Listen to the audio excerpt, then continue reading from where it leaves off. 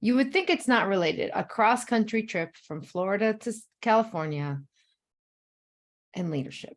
But guess what? It actually truly is. So today, these 3 hacks that I learned that actually my cross-country trip taught me about leadership, I really wanted to delve into. And the first hack, I would say, is that you have to trust your gut. Okay. And as a leader, this is super important. There's something, and there's a reason why we have what's called the gut resource, right? Your intuitive gut brain. It's actually connected. And there's research now. There are neural stems. There's cells within your gut that are related to brain cells. Like they're not just in your brain, and in the heart, they found these as well. So there's a very big truth to that. Your gut has a brain and it's always communicating. The key is, are you connected to your body to know? So here's me. I just want to kind of lay this out as the storyline. So, all right, I set out from Florida July 18th in my car with a bike, and I had 2 big sporting events. First stop was Indianapolis, for the U.S. Rowing National Championships. And the second one was the RAGBRAI 2023 Bike Across Iowa, which is a multi-day 500-mile ride across a week. And then I was going to go west, continue from there to California. And that's a big, long trip, right? So there was basically a week of rowing, a week of RAGBRAI, and then the rest was the driving. And so the gut brain had a lot of decisions to make pretty much every day. And I'll just start with the rowing, where I was in Indianapolis for 4 days, had a little pause tour there.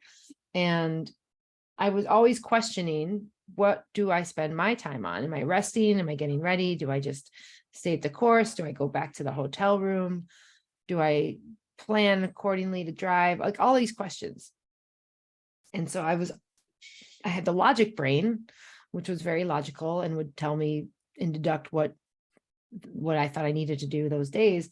But the reality is there was a whole lot more going on than just logic, because my body needed to rest. And the same goes for RAGBRAI, I would say, for the bike ride. So the key is to tune in and know your gut is always talking to you. I feel like that hack is so important. And why is it a hack? Because we can spend so much time feeling overwhelmed and drained in our minds because we're not sure of what to do. We question, we doubt ourselves.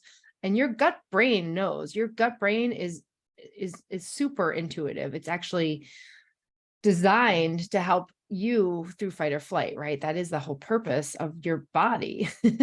Your blood flow will either go to your stomach and digest, or go to your extremities because you're fleeing or fighting or whatever it is, right? And that's all based on your nervous system. So if you're not checking in with your gut, then as a leader, what do you think happens? We basically could stay in overwhelm sometimes. Sometimes we're making decisions with almost half a brain, right? If we're only using logic, and sometimes that's okay. It just depends on the circumstances. We're missing out. We're not giving ourselves full access to what our body and knowledge, our internal knowledge knows, whether it's our mind, our heart, or our gut. And they're all working together. But remember, in our world, corporate leadership, we're really over-indexed on the brain, on the mind. We're very cerebral, which is great, right? We need that. However, we have to remember, okay, well, what's really happening here? What's my gut check on this? So give yourself that ask. Is like, what's my gut check on this?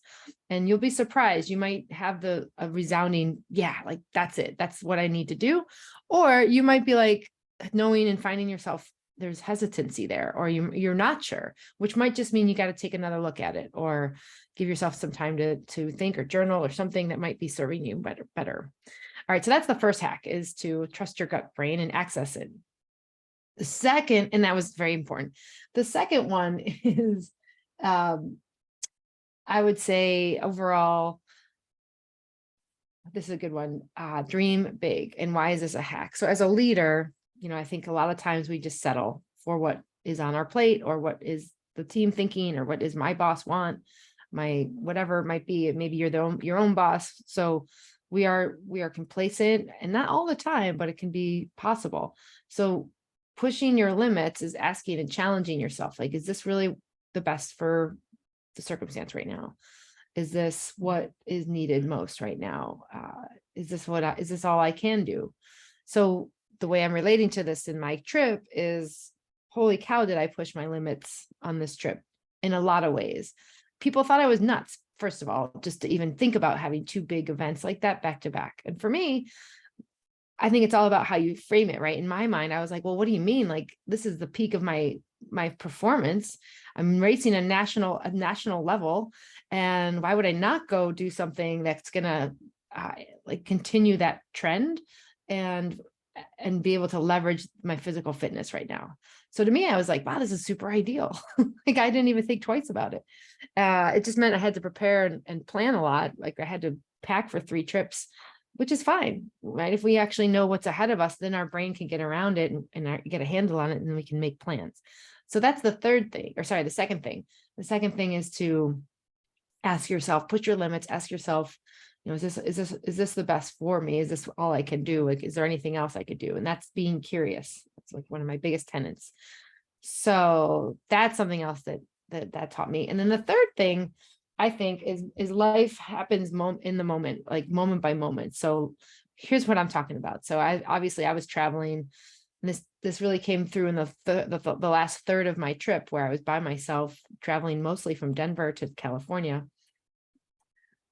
But for me, I had to make some decisions. I didn't really have the plan super set yet to where I would stay and what I wanted to do. So, I was very excited to go into the mountains and places I've never been in Colorado. Like, I'd been to some up Northwest places like Steamboat, where my stepbrother Dan lived. And I've been there many, many times, but I wanted to go somewhere different. So that's how I ended up in this Crested Butte, beautiful back country.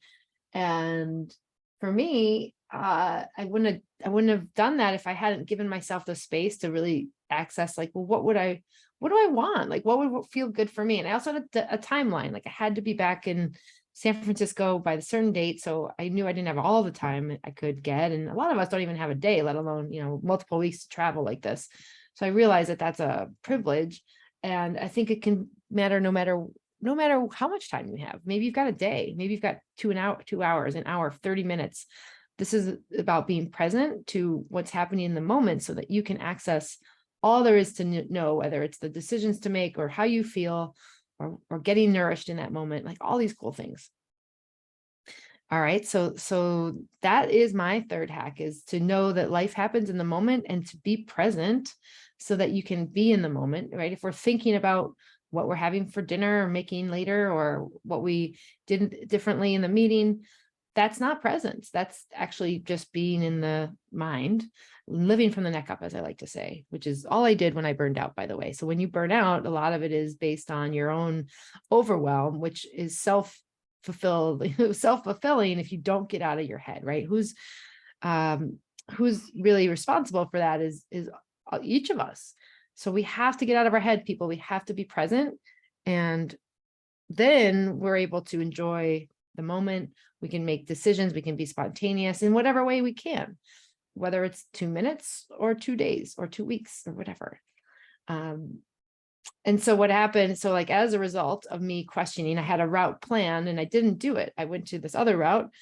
And then I also had these other places I wanted to go. I wanted to go to Moab. Like, I'd never been there. That's in Utah. I wanted to go to Telluride. I'd never been there. That's even more south, but I had to go north to Salt Lake to get to Truckee to get to San Francisco. And I ended up cutting out Moab and Telluride. Like, it wasn't even an option, just based on, and I didn't want to drive more. So that was a split second decision that I made, like, the day of I did something. And I think a lot of this also has to do with your personality, right? So sometimes we really like to plan. Maybe you're a big planner. Cool. Give yourself permission to change the plan if you need to, right? It's not about perfection. Who are my perfectionists out there, right? Who are the ones who are like, well, I have to have it all planned and then it'll be good. Like, my mom is like this, totally. It drives me a little crazy. But it's all about what is our limits. But here's the thing, like, we can push our limits. That's the second hack, right? Push your limits, because it's simply what you're used to. It doesn't mean you can't do it differently, but it's our comfort zone, and our personality can flex and stretch based on that. So for you, taking these 3 hacks, just recapping here, the first hack is trust your gut brain. The second hack is push your limits. And the third one is to live in the moment and access presence so that you can service yourself in ways that you maybe wouldn't have done otherwise. All of these are really based on the pause principles of intentional shifts in behavior. If we aren't able to do any of that, then we miss it. We just like goes right by us. I talk all about that in the book Pause. And we talk a lot about this in the Executive Leadership Accelerator too, right? We have a whole module on embodied leadership, which is how do I really enable myself and activate myself on a physical level to embody what I'm wanting for myself, not just thinking it, but like literally aligning in my cellular memory of my body. All right. So hopefully these 3 hacks have helped you today. I'm curious, where will you take that? Right. And you don't need a cross-country trip to do it, but I learned so much on this trip. It took me about 3 weeks to get back. And I just want to share these tips with you because I feel like I gleaned so much and it just made them more visible to me as I was by myself traveling. When we're traveling, we're present in the moment because we're not in our normal routine. So we're really more open. That's why when people travel, they meet the loves of their lives sometimes, or they find something that's life-changing. It's not because if they went traveling, it's because they're present people. like, sure, that's part of it, but it's actually because you're really just present. So that is my exciting tips for you today. Thank you so much for joining. And if you are interested to kind of learn more about this world, what are we talking about here with intentional shifts in behavior, emotional intelligence, being self-aware so that you can literally blow the doors off of your life, as my coach used to tell me, then go for it. Then keep listening and access the free gift I have in the little promo here at the end, or join my Pause to Thrive Women Leaders group. And I also go live every Friday in my group on a tip or tool or something that will be servicing you in the leadership community. All right. Thank you so much for joining. I'm so glad you're here. And if this has served you in any way, please, please, please share this with someone who could use some support around rising to their own next level of leadership. Maybe they're feeling stuck or they're in a rut, or they're wanting a career pivot, or they're just really not sure of how they can continue to do something and feel fulfilled. Like that's a big part of it too. As a leader, it's our own responsibility to continue to complete that for ourselves. And if we don't, we end up feeling burned out, overwhelmed, stressed, all this stuff that just doesn't serve us. And that's not okay. We don't need to feel that way. And there's no need you need to. I'm super excited to share more. So stay tuned, subscribe, and we'll see you soon. So long for now.